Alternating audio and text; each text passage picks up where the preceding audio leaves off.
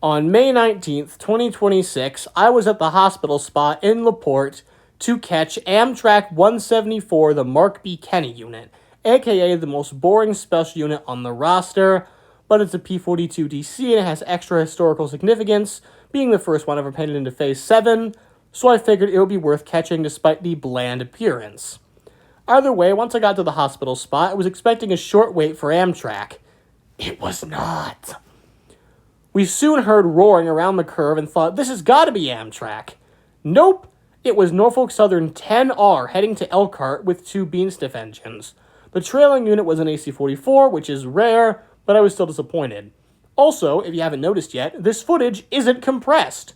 Over the past couple of months, my camcorder has been compressing all of my footage, and I don't know why, but it didn't do it for this trip, and only this trip, and I don't understand why.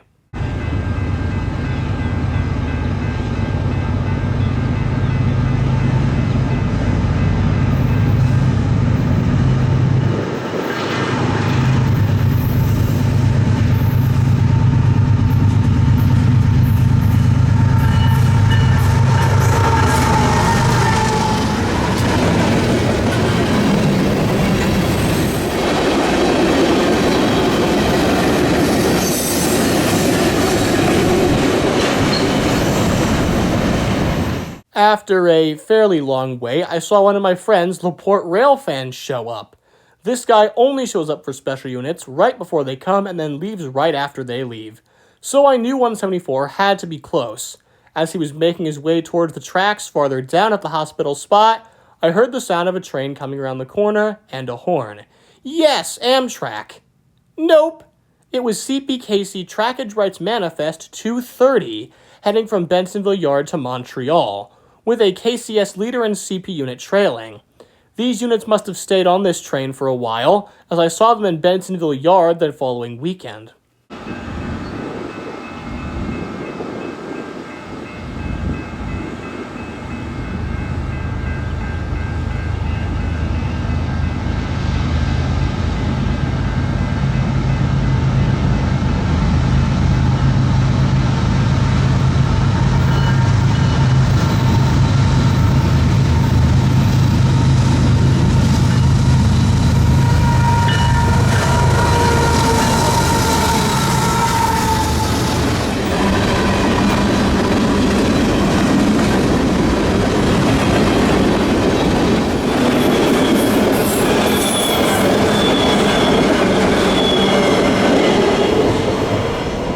Once that train passed, I walked down to meet up with LaPorte Railfan and talk to him about where Amtrak was. However, right where he was standing, there was a giant pile of disused ballast. Thinking quickly, I decided to climb on top of it, giving me this awesome elevated view of the curve. And just in time too, because he knew that Amtrak was only 2 minutes away. So I climbed the hill, set up, and eventually it appeared. Right when I pan on the leading Amtrak engine, he's actually standing right in front of me, just below my camera's line of sight.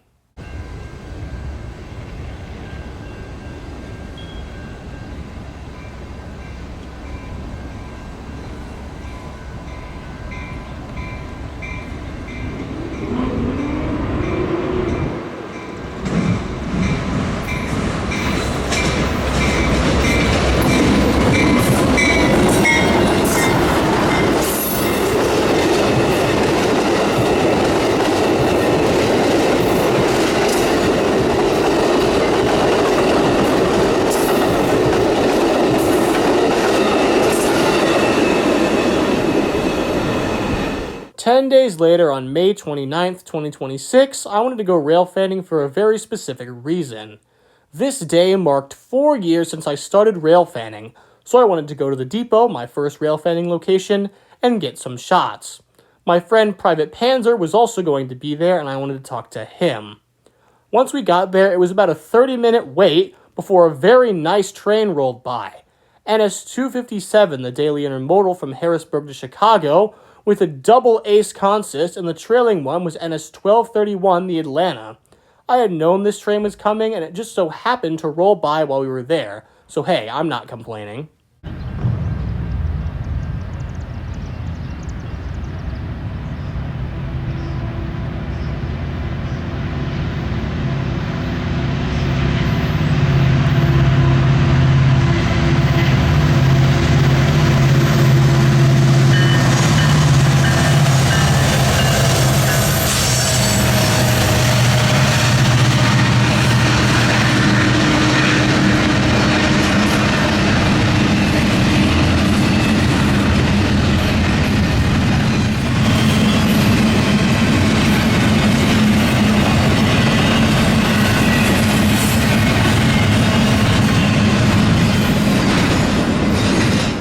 Then there was a long wait, during which Panzer left, before we finally got 22M, headed to Morrisville, Pennsylvania, with a -9 duo. Let's go!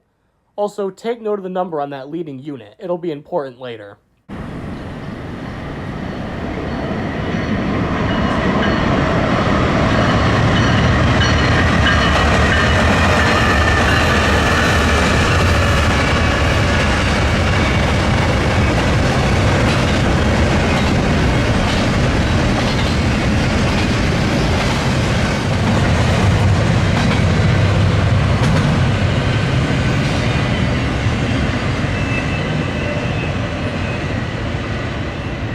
After that, we intended to leave, but 29P, the daily intermodal out of Buffalo, showed up before we could with a duo of bean sniffers. Also, take note of the numbers on these.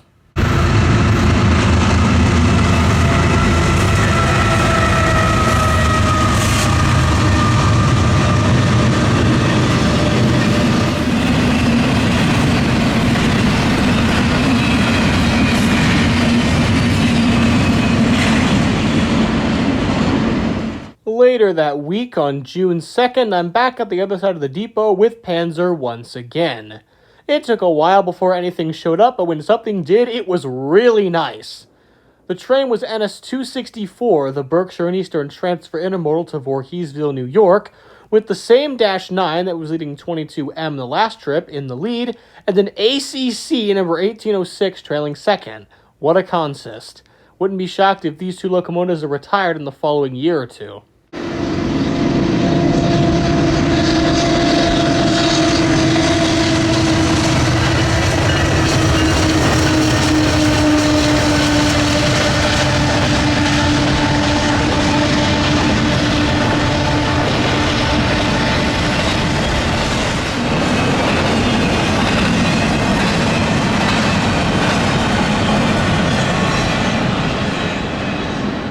Following right behind 264 was another intermodal, 28X, on its way to Croxton, New Jersey.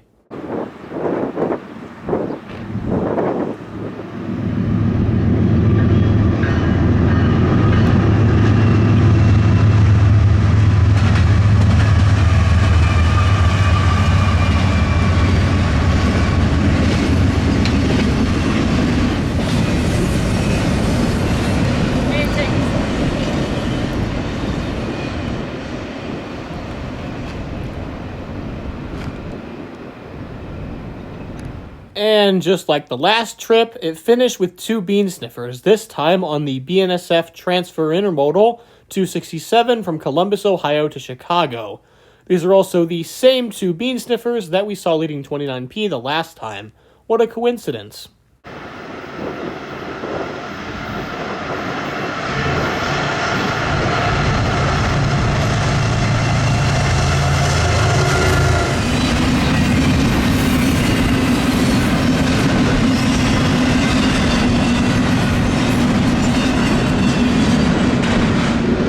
Two days later, I would find myself in Pinola trying to get a unique shot of an extremely delayed Amtrak 40 Floridian heading north.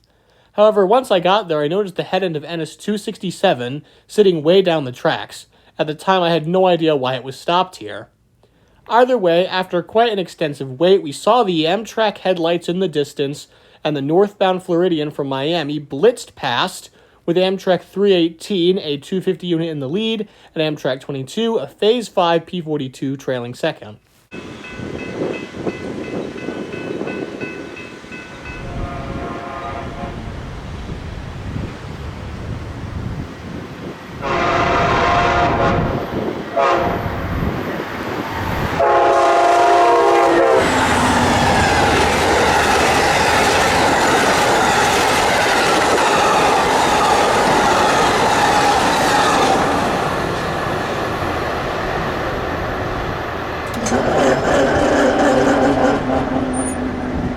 After the Amtrak passed, we headed down and found a road that was right in front of the stopped train.